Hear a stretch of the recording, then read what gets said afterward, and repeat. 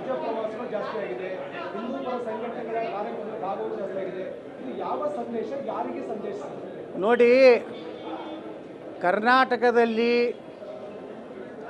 ಕರ್ನಾಟಕದ ಜನತೆ ಯಾರನ್ನು ಒಪ್ಕೋತಾ ಇದ್ದಾರೋ ಅಂತ ಸಂದೇಶ ಹೈಕಮಾಂಡಿಗೆ ಕೊಡಬೇಕಾಗಿದೆ.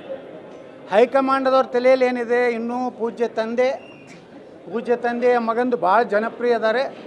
ಸಮಸ್ತ ವೀರಶೈವ ಲಿಂಗಾಯತರು ಅವ್ರ ಕಡೆ ಇದ್ದಾರೆ. ಅವರು ತೆಗೆದುಬಿಟ್ರೆ ಲಿಂಗಾಯತರು ಬಿ ಜೆ ಪಿಯಿಂದ ಓಡಿ ಹೋಗ್ಬಿಡ್ತಾರೇನು. ಪೂಜ್ಯ ತಂದೆ ಮತ್ತು ಪೂಜ್ಯ ತಂದೆಯವರು ಮಗ ಏನು ಅಮಿತ್ ಶಾ ಅವ್ರ ಮುಂದೆ, ನಡ್ಡಾ ಅವ್ರ ಮುಂದೆ ತಂದೇನು ಹೋಜು ಕೊಟ್ಟಿದ್ದಾರೆ, ಅದನ್ನು ಬಟಾ ಬಯಲು ಮಾಡಲಿಕ್ಕೆ ನಾನು ಪ್ರವಾಸ ಮಾಡ್ತಾಯಿದ್ದೀನಿ. ಅವ್ರ ಹಿಂದೆ ಯಾರೂ ಇಲ್ಲ. ಈಗ ಲಿಂಗಾಯತರು ಇಲ್ಲ, ವೀರಶೈವರು ಇಲ್ಲ, ಹಿಂದೂಗಳಿಲ್ಲ, ಬಿ ಜೆ ಪಿ ನಿಷ್ಠಾವಂತ ಕಾರ್ಯಕರ್ತರಿಲ್ಲ, ಬಿ ಜೆ ಪಿ ಯಾವ ಹಿರಿಯ ನಾಯಕರು ಅವ್ರ ಹಿಂದೆ ಇಲ್ಲ. ಇದು ಭಾಳ ಸ್ಪಷ್ಟ. ನಿಮ್ಗೆ ಗುರ್ತೈತಲ್ರಿ, ನೀವು ನೋಡ್ರಲ್ಲ, ಒಂದು 2-3 ಪೋಕ್ಸೋ ಪ್ರಕರಣ ಆಗ್ಯಾವ, ಅವ್ರೊಳಗೆ ಒಬ್ಬರು ಅದಾರ.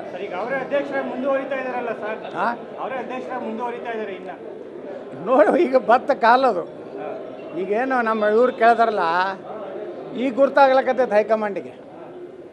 ನೋಡ್ರಿ, ಮೊನ್ನೆ RCB ಚರ್ಚೆ ಆಯಿತು ವಿಧಾನಸಭೆ.